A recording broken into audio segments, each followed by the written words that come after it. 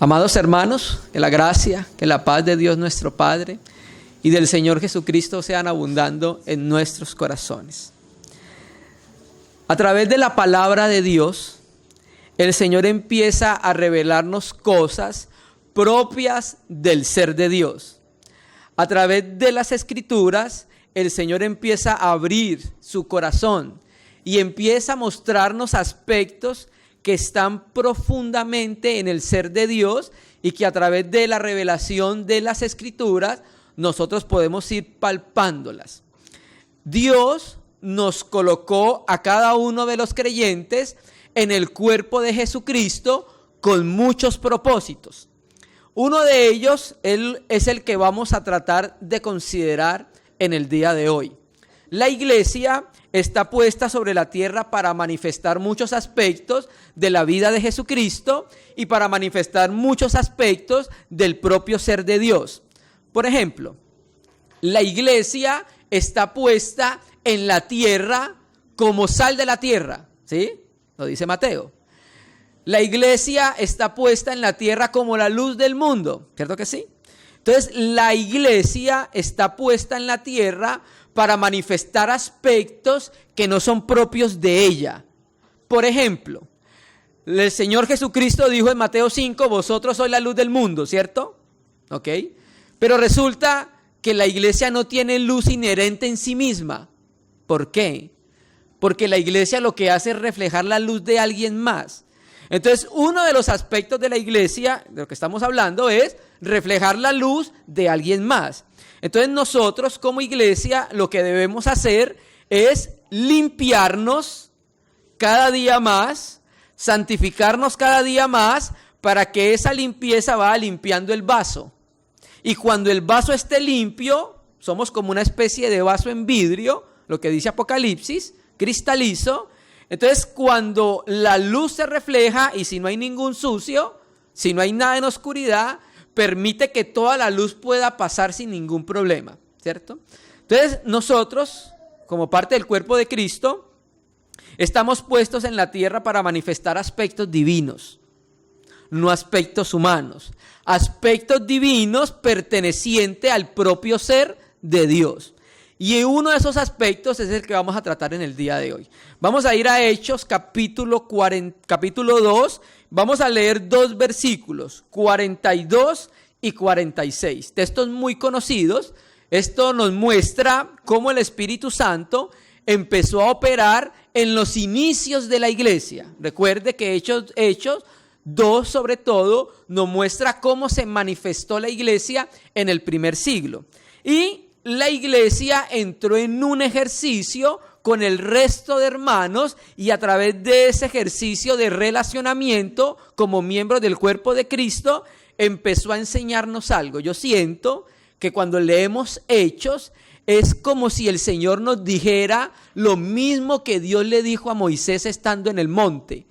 Dios le dijo a Moisés cuando iba a hacer el tabernáculo, mira, haz todo de acuerdo a la visión o al modelo que se te mostró en el monte. Yo siento que Hechos del Espíritu Santo es como el modelo para la iglesia de todos los tiempos. Entonces yo percibo que debemos volver a Hechos y empezar a mirar cuál era el modelo que Dios instituyó a través de los apóstoles y profetas en ese primer tiempo. Y había un ejercicio resultante de estar juntos que Lucas nos escribe acá. Que estos 4 aspectos que vamos a leer son rasgos y características de una iglesia espiritual. Esto que vamos a leer acá son rasgos y características de una iglesia que va en pos de la madurez. Son 4 aspectos muy sencillos, pero cuando la iglesia está sumergida en ellos y está participando de ellos, va mostrando que la iglesia va en pos de la madurez. Vamos a leerlo. Hechos 2:42. Y perseveraban en la doctrina de los apóstoles. 1. Y perseveraban en la comunión unos con otros. Y perseveraban en el partimiento del pan. Y perseveraban en las oraciones. ¿Por qué lo leí así? Porque todas las ideas están conectadas con la primera palabra. ¿Cuál? Perseveraban. ¿Listo? Ahora sumemos con el verso 46. Y perseveraban unánimes cada día en el templo, partiendo el pan en las casas, comían juntos con alegría y sencillez de corazón, alabando a Dios y teniendo favor con todo el pueblo. Estos dos versículos nos muestran la radiografía espiritual de la iglesia naciente en Jerusalén. Queremos aquí llamar la atención a 4 rasgos y características de una iglesia que va en pos de la madurez. La doctrina de los apóstoles, una iglesia que va en pos de la madurez de Jesucristo, constantemente está haciendo énfasis en la doctrina, en las enseñanzas que dejaron los apóstoles a través de la Biblia. Pero también una iglesia que va en pos de la madurez es una iglesia que tiene una comunión unos con otros, pero también es aquella que está participando constantemente del partimiento del pan y que constantemente juntos están perseverando en las oraciones. Hoy quiero llamar la atención a uno de estos 4 aspectos que el Espíritu Santo a través de Lucas nos reveló, y es la comunión unos con otros. Esta palabra comunión es una palabra muy conocida en el ámbito cristiano desde su raíz griega, que es la palabra koinonía. La palabra koinonía es una palabra que significa que las personas tienen algo en común, que hay una participación común o que hay un compañerismo. Entonces, los cristianos, los que han nacido de nuevo, son poseedores del Espíritu Santo. Y aquel que tiene el Espíritu Santo hace parte del cuerpo de Cristo. Y por ende, nosotros podemos entrar en una relación de comunión, de participación común, porque hay algo común en todos nosotros. ¿Y qué es? El Espíritu Santo.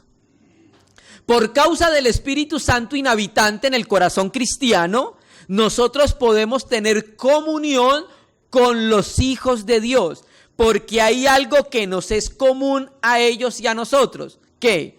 El Espíritu Santo, ¿cierto? Entonces aquí nosotros vamos a mirar en este compartir por qué para Dios y por qué para los apóstoles es tan importante esta palabra comunión. Vamos a mirar, vamos a dar unos pincelazos a la Escritura para ver cuál es la importancia, por qué Dios llama tanto la atención a que la iglesia tenga comunión. Y no solamente que tenga comunión, persevere en la comunión. Esa palabra griega perseverar, proscartereo, significa ir a los ejercicios asiduamente, todos los días, constantemente, ¿cierto?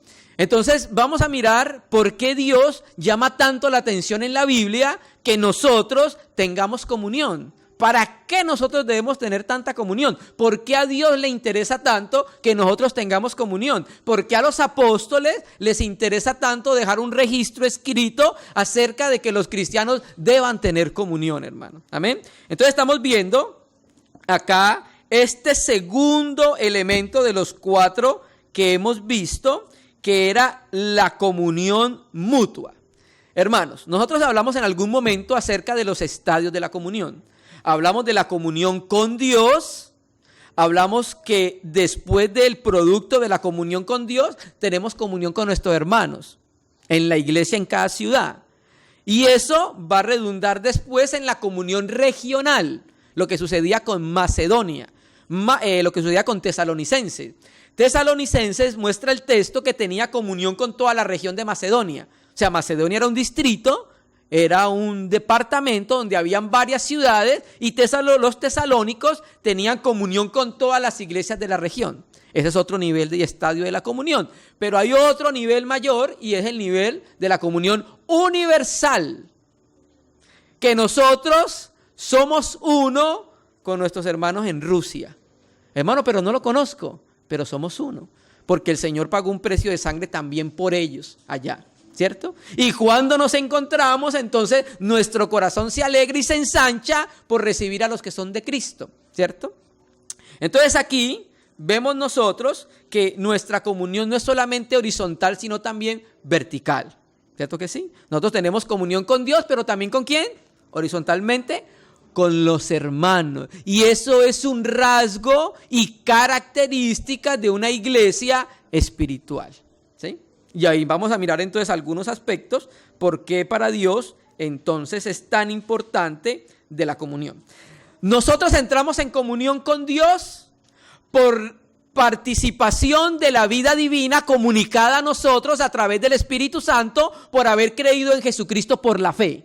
Entonces creemos en el Señor Jesucristo, a través de la fe se nos comunica el Espíritu Santo y a través del Espíritu Santo participamos ahora de la vida de Dios y ahora podemos entrar en comunión con Dios. Pero no solamente eso, nuestros hermanos también participan de la vida divina y entonces a través de esa vida es que nosotros podemos tener relacionamiento íntimo unos con otros, ¿cierto? Ahora, dice el verso 46, y perseverando unánimes cada día en el templo y partiendo el pan en las casas, comían juntos con alegría y sencillez de corazón, alabando a Dios y teniendo favor con todo el pueblo.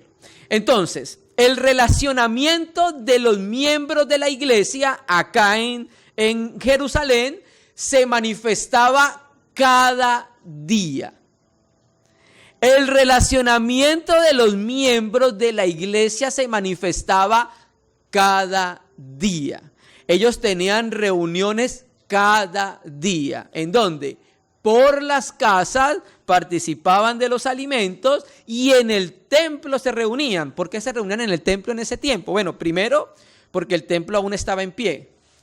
El templo fue destruido 68-70. Y segundo, porque recuerde que en los versos anteriores hubieron 3,000 convertidos por la predicación de los apóstoles, ¿se acuerda?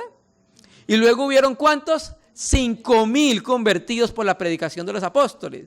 Entonces todavía ese templo de Herodes era muy grande. Lo más probable es que se reunieran en el atrio que se llama el Pórtico de Salomón, de acuerdo a lo que dice el mismo Hechos. Entonces ahí ellos tenían comunión. ¿Para qué? Para perseverar en la doctrina y la enseñanza de los apóstoles, para partir el pan por las casas. Entonces aquí estamos viendo que estas actividades de la iglesia se veían día a día, ¿cierto? Esto nos mostraba entonces que había algo en el corazón de los apóstoles y de los discípulos muy marcado que los llevara a renunciar a lo suyo propio para poder entrar en una comunión constante con los miembros del cuerpo de Cristo, hermanos unos a otros, ¿cierto?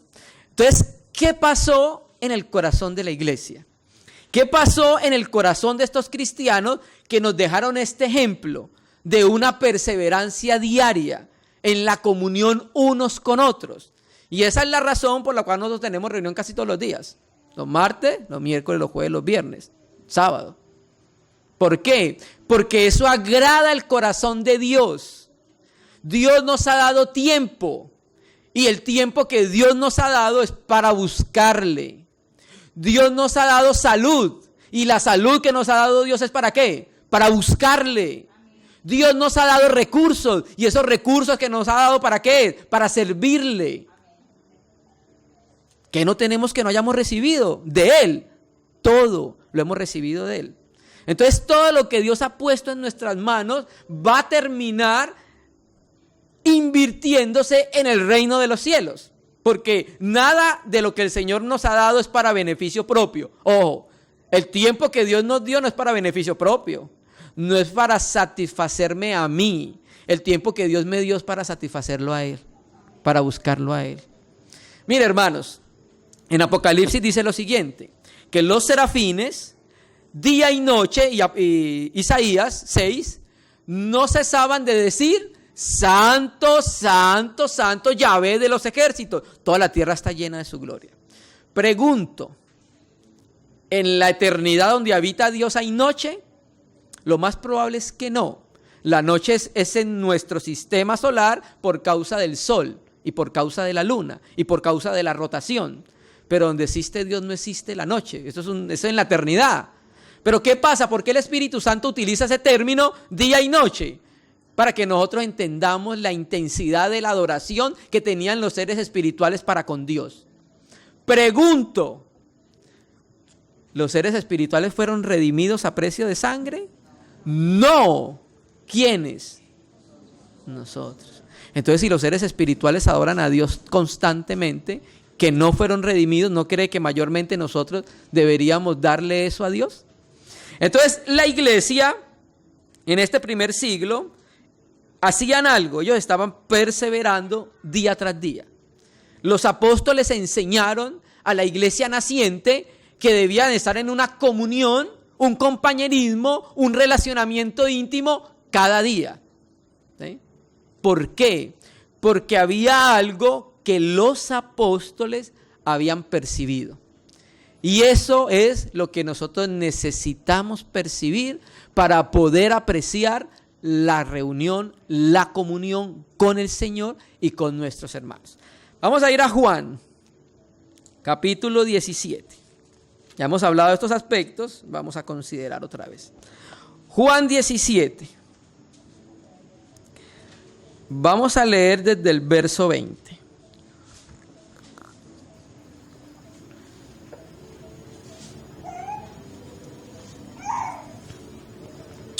Vamos a leerlo, Juan 17, desde el 20 al 22. Entonces recuerde, Juan 13, Juan 14, Juan 15, Juan 16 y Juan 17, todo sucede la noche que Cristo fue entregado. Todos esos 4 capítulos, 5 capítulos, suceden la noche en que el Señor fue entregado. Y antes de ser entregado, el Señor, gracias a Dios por Juan, que recordó y lo escribió, nos habló acerca del Paracletos como ningún otro evangelista y nos habló acerca de esta oración tan importante para entender lo que los apóstoles entendieron. Porque recuerde que estamos fundamentados sobre ¿qué? La doctrina de los apóstoles y profetas, Efesios 2, ¿cierto? Entonces vamos a leer el verso 20 al 21. Mas no ruego solamente por esto, sino por los que han de creer en mí por la palabra de ellos, para que todos sean uno, como tú, oh Padre, en mí y yo en ti, que también ellos sean uno en nosotros, para que el mundo crea que tú me enviaste. La gloria que me diste, yo les he dado para que sean uno, así como nosotros somos uno. Antes del Señor ser entregado, elevó una oración al Padre. Y ya había orado en los versos anteriores por los discípulos, en el verso 9. Ya había orado por los apóstoles. Ahora el Señor hace una oración que va desde ese momento hasta el final de los tiempos. Y el Señor extiende esa oración para que pueda cubrir y alcanzar a todos los cristianos en todos los tiempos hasta que Jesucristo venga. Entonces dice, mas no ruego solamente por estos. ¿Quién eran estos? Los apóstoles. Sino también, preste atención, por los que han de creer en mí por la palabra de ellos. Nosotros estábamos incluidos en esa oración. Nosotros hemos creído en Jesucristo por el testimonio de los apóstoles y por el testimonio de los profetas. No ruego solamente por esto, sino también en todos los que han de creer en mí por la palabra de ellos, tanto judíos como gentiles. Recuerde que iba a haber un único pastor y un único rebaño. Y vamos a mirar en el verso 21 por qué Jesucristo o para qué Jesucristo estaba orando en todos los que habían de creer en él por la palabra de los apóstoles. Verso 21. Para que todos sean, ¿qué? Mire la oración de Jesucristo. Miremos la clase de oración que Jesucristo levantaba al Padre. No eran cosas terrenales, no eran cosas materiales. Eran cosas que tenían que ver con la eternidad. El Señor estaba orando por todos nosotros para que todos los que habíamos de creer en la palabra de Él, en Él por la palabra de los apóstoles, para que todos los cristianos en todos los tiempos y edades, lugares, fuésemos uno, ¿cierto? Para que fuésemos uno. ¿Qué es ser uno, hermanos amados? Comunión. Ser uno es estar en comunión, común unión, tener todas las cosas en común. Entonces el Señor dice que ora para la finalidad de la oración es que todos seamos uno. Pero lo más importante, amados santos, es que la tarea de ser uno no se nos ha dejado a nuestra mente. La tarea de ser uno no se nos ha dejado a nuestra imaginación. ¿Sabe qué pasa cuando la tarea de ser uno se deja a la imaginación del hombre? Lo más probable es que divida la iglesia. Si nos hubieran dejado a nosotros la imaginación de cómo ser uno, pues nosotros hubiéramos levantado, hubiéramos puesto unas formas por las cuales nosotros hubiésemos llegado a ser uno. Por ejemplo, bueno, nosotros vamos a ser uno si las mujeres se sientan a la derecha y los hombres a la izquierda. O vamos a ser uno si los hombres se visten de blanco y las mujeres se visten de negro. ¿Qué tal donde no hubieran dejado la unidad de la iglesia a nuestro propio criterio? Pero gracias a Dios, la unidad de la iglesia es dada por Dios, diseñada por Dios y sustentada por Dios. Mire lo que dice el texto. Oro para que sean uno. Y mire cómo nos dice el Señor. Como tú, oh Padre, en mí y yo en ti. Entonces esta oración marca cuál es la unidad que Jesús pide para la iglesia. La unidad de la iglesia es un cómo. O sea, el modelo para que nosotros seamos uno, y cuando estoy hablando de nosotros, me estoy refiriendo a cada uno de los creyentes sobre la tierra. La manera y el modelo para que nosotros seamos uno es un cómo. ¿Cómo quién? Como tú, oh Padre, en mí y yo en ti. ¿Qué quiere decir esto entonces?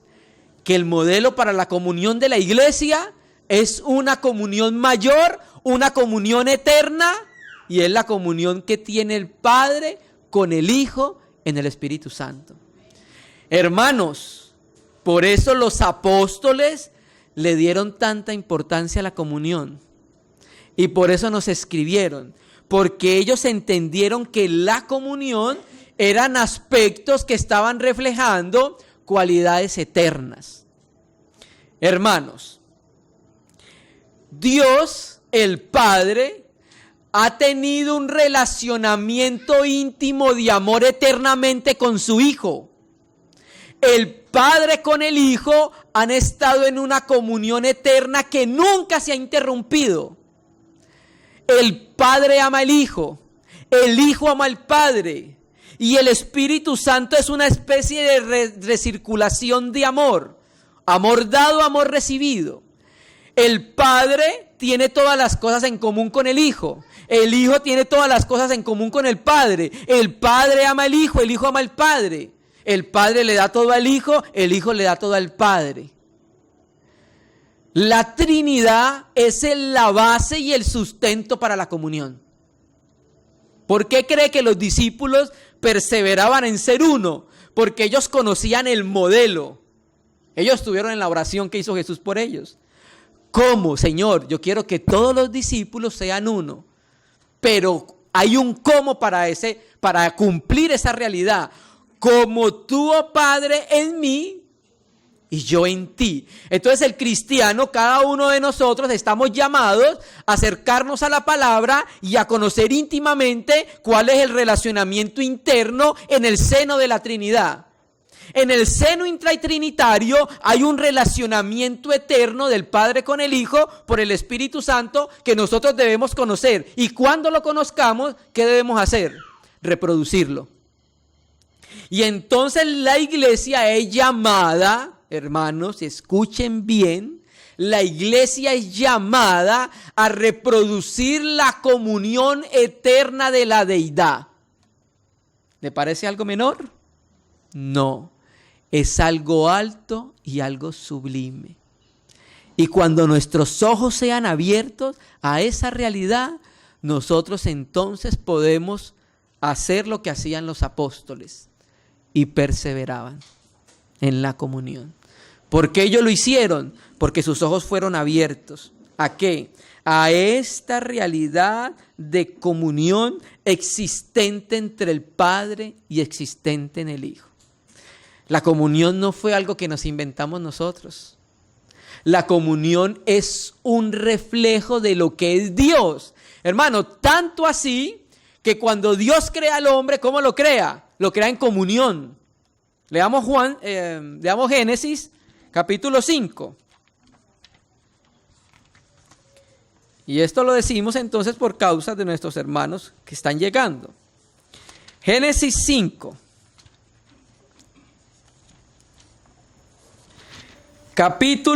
Génesis capítulo 5. Vamos a leer desde la parte B, que es realmente donde comienza la idea. Dice, Génesis 5b, el día en que creó Dios al hombre, a semejanza de Dios lo hizo. 2, varón y hembra los creó y los bendijo y llamó el nombre de ellos Adán. O sea que Eva también era Adán y Adán era Adán. Y cuando dice que los creó a su imagen y semejanza, es que también los creó en comunión. ¿Sí? Dios creó al hombre en comunión. Hombre y mujer. Los dos eran una unidad. Inseparable. Mire, hermanos. Hay relacionamientos en los seres humanos, pero hay relacionamientos entre los seres humanos mucho más profundos. Por ejemplo, yo tengo un relacionamiento de amor con mi mamá. Yo tengo un relacionamiento de amor con mi hermano de sangre. Yo tengo un relacionamiento de amor con mi tía. Yo tengo un relacionamiento de amor con mis sobrinos. ¿Cierto? Pero no hay un relacionamiento más profundo que el relacionamiento de amor entre los esposos. Esa es la relación más profunda existente entre los hombres. Y entonces Dios, a través de Moisés y Adán, nos escribe en Génesis 4, y conoció el hombre a su mujer.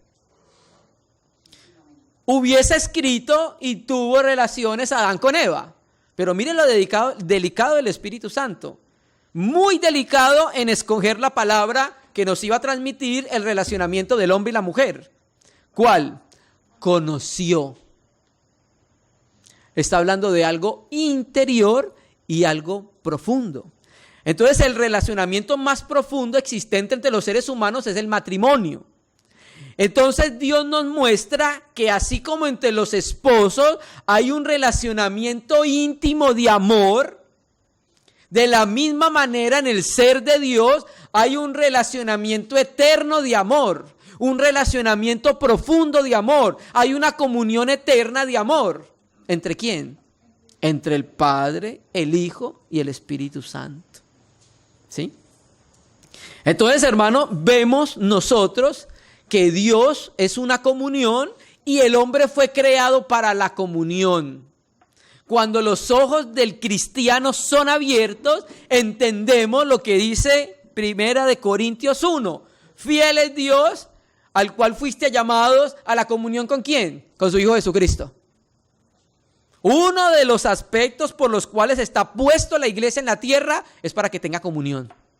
Es para que tenga un relacionamiento de amor. Es para que tenga compañerismo con aquellos que tienen su misma naturaleza. ¿Cuál naturaleza? Participante, segunda de Pedro 1:5, de la naturaleza divina. Entonces, aquellos que son poseedores de la naturaleza divina, del Espíritu Santo, con aquellos podemos entrar en un compañerismo de amor. Podemos entrar en un compañerismo como nos muestran las Escrituras. Entonces volvamos a Juan 17. Entonces, amados hermanos, la iglesia perseverante del primer siglo, lo hacía en razón de la visión que tuvo acerca de cuál es el modelo de la comunión de la iglesia.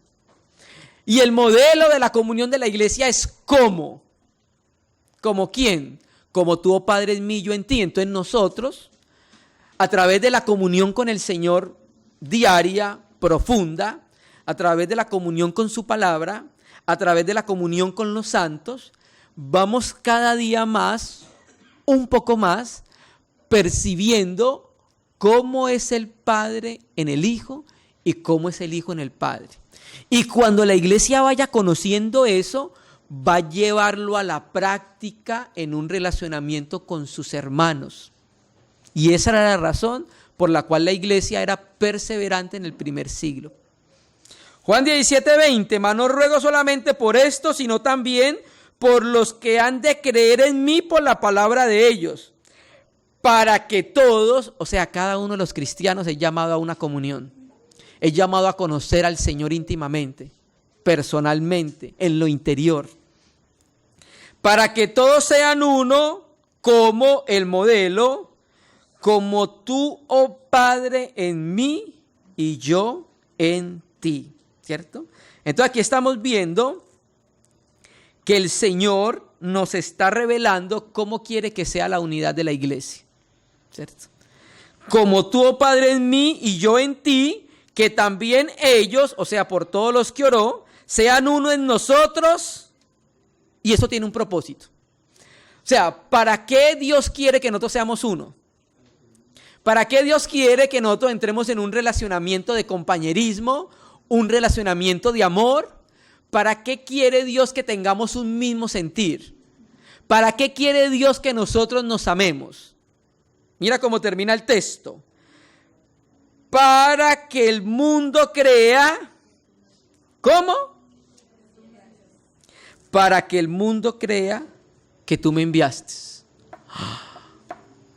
Entonces nosotros vamos a ser uno, y cuando nosotros expresemos qué es la unidad, el mundo va a creer que Dios envió a Jesucristo a la tierra.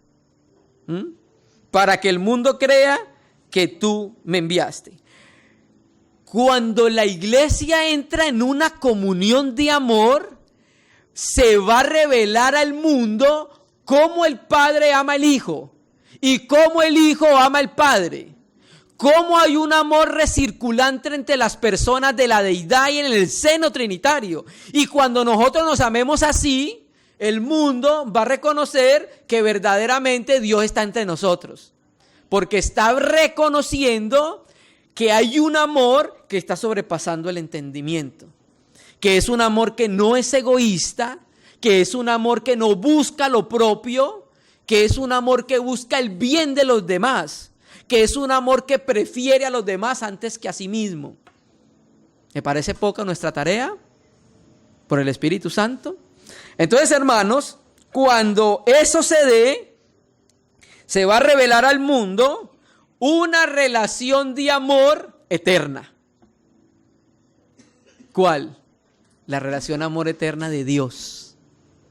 Cuando nosotros entremos en un compañerismo de amor, un compañerismo de preferencia, de un mismo sentir, entonces el mundo va a creer que Dios envió a su Hijo Jesucristo al mundo. Muchas veces, algunas personas no creen que Dios envió a su Hijo al mundo, y es precisamente porque no percibe una comunión de amor entre los cristianos. Ve cristianos peleando con otros cristianos, cristianos que dan mal testimonio. Entonces las personas, el nombre de Dios está siendo vituperado por eso, y entonces no se está cumpliendo con la misión de ser uno como el Padre y el Hijo. Para que el mundo crea que tú me enviaste. Verso 20. Preste atención. La gloria que me diste, yo les he dado. O sea, el Padre le dio una gloria al Hijo y el Hijo le dio una gloria a la iglesia. La gloria que me diste, yo les he dado. ¿Para qué? Para que sean uno así como nosotros, ¿qué dice el texto? Somos uno, ¿cierto? Entonces la gloria dada de Dios al Hijo y la gloria dada de Dios a la iglesia revela en la iglesia la gloria de Dios. La iglesia es depositaria de la gloria de Dios por el Cristo habitante, por el Espíritu Santo en los corazones. Entonces Dios participó a la iglesia de aspectos celestiales para que el mundo pudiera conocer cuán glorioso es el Señor.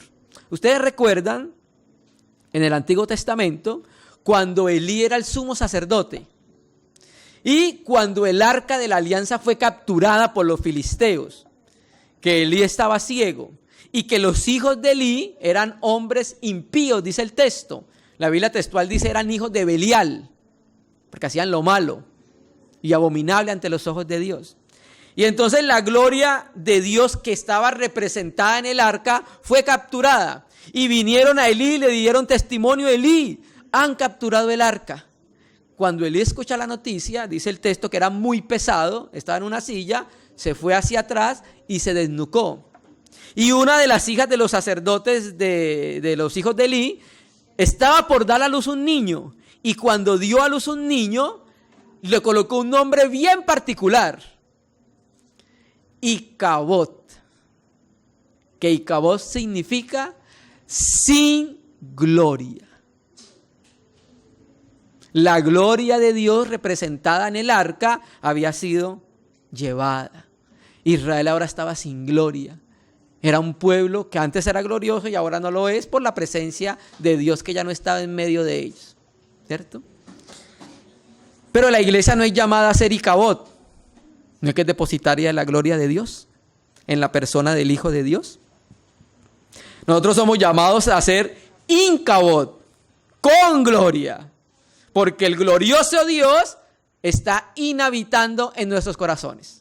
Y vamos a seguir predicando acerca de la inhabitación del Espíritu Santo en el corazón del cristiano, hasta que entendamos que tenemos un huésped celestial en nuestros corazones. Y hasta que empecemos a vivir una vida de acuerdo a nuestro huésped celestial en nuestros corazones. Ya lo sabemos, tenemos que repetirlo.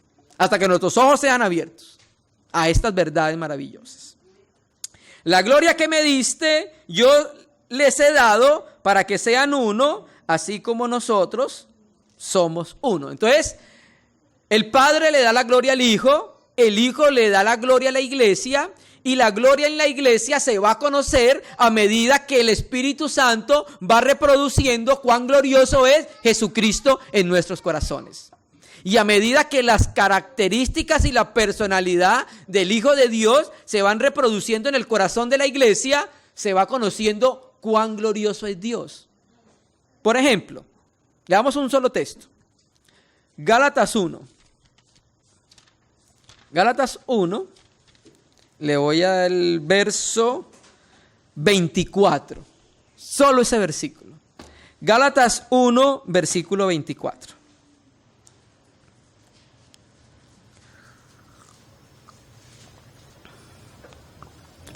Gálatas 1, 24, ¿lo tenemos? Mire este versículo, hermanos. Gálatas 1, 24. Y glorificaban a Dios en mí. ¿Qué quiere decir esto? Que la gloria que el Padre le dio al Hijo, el Hijo se lo dio a la iglesia. Y Pablo no escondió la gloria de Dios. Y cuando la gente veía vivir a Pablo, veía caminar a Pablo, veía actuar a Pablo, veía amar a Pablo, ¿qué sucedía con Dios? Glorificaban a Dios. Lo mismo pasaba con el Señor Jesucristo.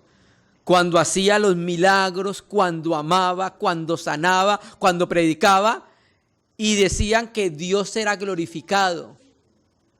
Dios debe recibir gloria, honra, y nosotros estamos puestos para eso, hermano. Nosotros no estamos puestos para recibir gloria a nosotros. Como dice el salmista, no a nosotros, oh Yahvé sea dada la gloria, sino a ti. Entonces lo que hacemos, lo que predicamos, con lo que ayudamos, con lo que servimos y cómo vivimos, debe redundar en algo. ¿En qué? En gloria para Dios. No para ninguno de nosotros. No nos la merecemos. Para Dios. A Él sea toda la gloria. Amén. Entonces, hermanos, vemos en estos textos por qué los apóstoles y la iglesia en el primer siglo era una iglesia perseverante en la comunión. ¿Ya vamos entendiendo? ¿Por qué? Porque ellos tuvieron una visión de que la comunión que ellos tenían no era algo menor, sino que era un reflejo de una comunión celestial y eterna. La comunión que tiene el Padre con el Hijo por el Espíritu Santo. Entonces los apóstoles alcanzaron a percibir un grado de esa comunión y empezaron a reproducirlo entre ellos. Y entonces por eso dice el texto cosas así. Tenían todas las cosas en común. Se amaban mutuamente, hermanos.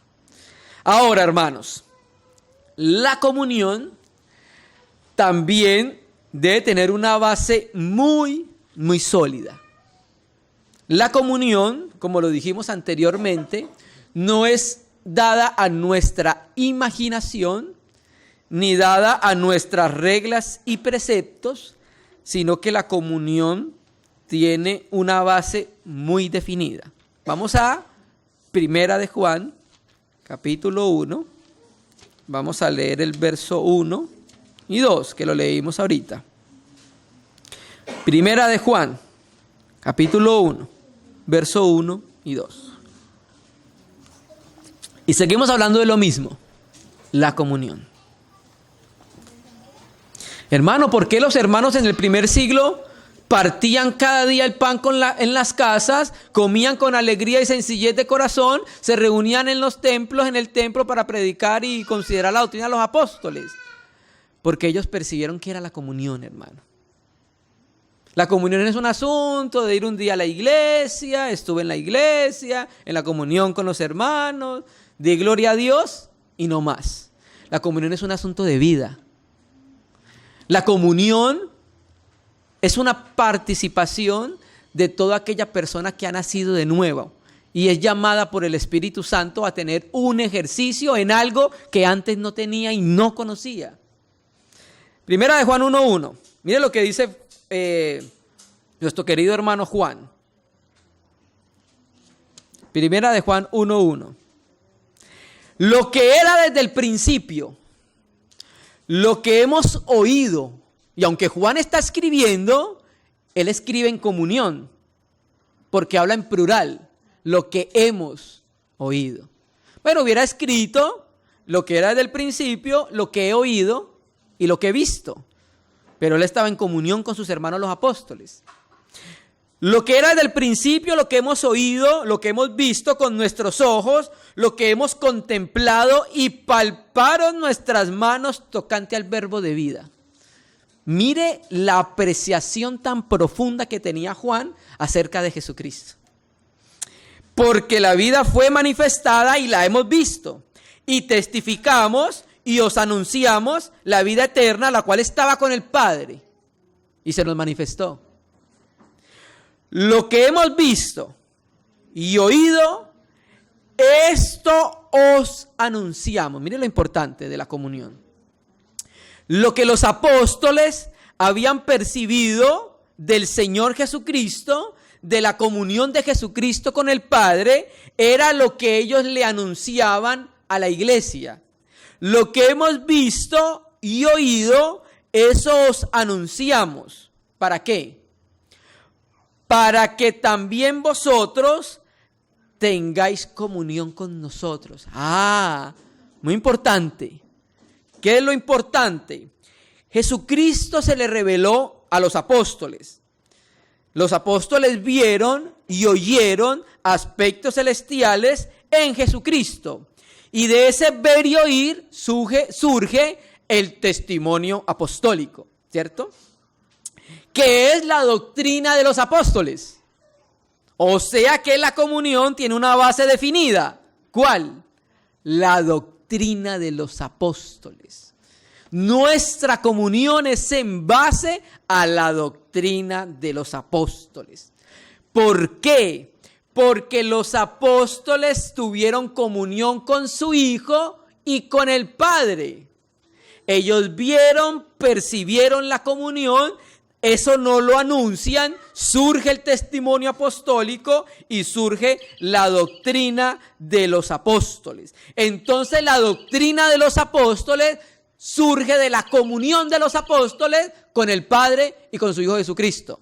Y aunque el texto no dice el Espíritu Santo acá, sino el Padre y el Hijo, se infiere por la suma de la palabra que la comunión es en el Espíritu. ¿Cierto? Eso lo puede leer muy claramente en Filipenses y lo puede leer muy claramente en 2 Corintios, que la comunión es en el Espíritu. Entonces, en ese relacionamiento íntimo de los apóstoles con el Padre y el Hijo, entonces surge el testimonio de los apóstoles y después la doctrina de los apóstoles, y la doctrina de los apóstoles produce la comunión apostólica. Entonces, y eso anunciamos para que también vosotros tengáis comunión con nosotros, con los apóstoles. Y nuestra comunión, nuestro compañerismo, nuestro relacionamiento íntimo en el interior y en el espíritu, y nuestra comunión verdaderamente es con el Padre y con su Hijo Jesucristo. Entonces la comunión no puede ser a la imaginación del hombre, ni por ciertas medidas, ni por ciertos colores, ni por ciertos sabores, ni por ciertos metales, sino que es una base definida de la doctrina de los apóstoles. Entonces nuestra comunión debe basarse en la doctrina de los apóstoles. Entonces cuando recibimos al Señor, creyendo en Él, de acuerdo a la doctrina de los apóstoles, entramos en la comunión con el Padre y entramos en la comunión con su Hijo por el Espíritu Santo. Entonces, por eso leímos ahorita, Señor, oro, Padre, oro, para que todos sean uno como. ¿Sí me entiende? Entonces, la comunión de los apóstoles es una comunión resultante de ellos con el Padre y con el Hijo. Y eso es lo que ellos nos predican, que nosotros debemos ser uno.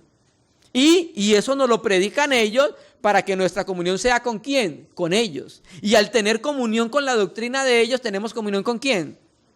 Con el Padre y con su Hijo, nuestro Señor Jesucristo. Entonces mire que de la comunión de la comunión de los apóstoles con el Padre y con el Hijo, surge el testimonio, surge la doctrina de los apóstoles y surge la comunión de los apóstoles. Y entonces cuando nosotros creemos, se nos predica el Evangelio de acuerdo al testimonio de los apóstoles y de acuerdo a los profetas, entonces nosotros entramos en una comunión con el Padre y con el Hijo. Entramos en una comunión con el Cristo bíblico, entramos en una comunión con el Padre de las Escrituras y entramos en una comunión con el Espíritu Santo de la Biblia, hermanos. ¿Por qué? ¿Por qué lo decimos? Porque hay muchos falsos cristos. Porque hay muchos falsos espíritus y porque hay muchos falsos dioses. Entonces, por eso nuestra comunión tiene que estar regulada por los apóstoles y por los profetas, hermano. Entonces, volviendo al texto primero, los dos primeros textos, ahora vamos entendiendo por qué la iglesia era una iglesia perseverante en la comunión. ¿Por qué? Por la visión que ellos tenían de que la comunión de la iglesia es un relacionamiento, es una expresión de una comunión eterna, hermanos. ¿Sí? Nosotros, como cristianos, como lo dijimos al principio, estamos llamados para reflejar ciertos aspectos espirituales, ciertos aspectos celestiales, ciertos aspectos eternos. Por ejemplo, hablamos del matrimonio. Dios hizo al hombre en comunión para que reflejara cómo era la comunión del seno de la deidad. Recuerde que nosotros como esposos tenemos un mandamiento de amar, ¿cierto? Efesios 5, maridos, amad a vuestras mujeres, ¿cierto que sí? Pero vuelve el Espíritu Santo a decirnos la manera en que lo debemos hacer. Nos muestra un modelo. ¿Cuál es el modelo? ¿Cómo? Como Cristo amó a la iglesia. Entonces el cristiano esposo tiene que conocer cómo es el amor de Cristo por la iglesia. Estamos llamados a tener comunión con el Señor y en esa comunión vamos conociendo cuál era el amor de Cristo por la iglesia. Entonces, cuando nosotros conozcamos ese amor, cómo Cristo amó a la iglesia, ese es el modelo, entonces yo voy a reflejar un amor eterno acá en la tierra. ¿Cuál? El amor de Cristo por la iglesia. Ay, hermano, esto que estamos hablando son asuntos eternos y son asuntos espirituales. Hermano, dirá alguno, como dijimos anteriormente, mi esposa es una mezcla de león con tigre. El Señor dice, maridos, amad a vuestras mujeres. Hermano, usted no sabe cómo es mi esposo. La Escritura dice, maridos, amad a vuestras mujeres y mujeres sométanse a su marido. Hermanos amados, esto que estamos hablando, el sustento para que esto pueda darse es uno, el Santo Espíritu de Dios. Ese es el sustento. Nadie puede lograr esto que estamos hablando fuera del Espíritu Santo. Tenemos el modelo como Dios, el seno de la deidad, el relacionamiento de amor intratrinitario es el modelo. Pero el sustento para que esto pueda darse es el Espíritu Santo, es el Paracletos. Por eso entonces hablamos de la importancia de ser participantes del Espíritu Santo, porque es desde el Espíritu Santo donde se va a poder llevar a cabo esto que estamos hablando, hermano. El Paracleto está haciendo un trabajo en nuestros corazones para llegar a un relacionamiento de amor, como el Padre en el Hijo y como Cristo en la iglesia. Yo sé que hay veces cuando miramos estos aspectos, los vemos muy lejanos, pero hermanos, Jesucristo oró para que esto se diera. Debemos cada vez más volvernos al Espíritu para poder expresar esa realidad debajo del sol, acá en la tierra, como parte del cuerpo de Cristo. Amén, hermanos. Vamos a parar por ahora. Vamos a orar al Señor en agradecimiento por esta porción pequeña de la palabra que nos permite compartir. Aleluya.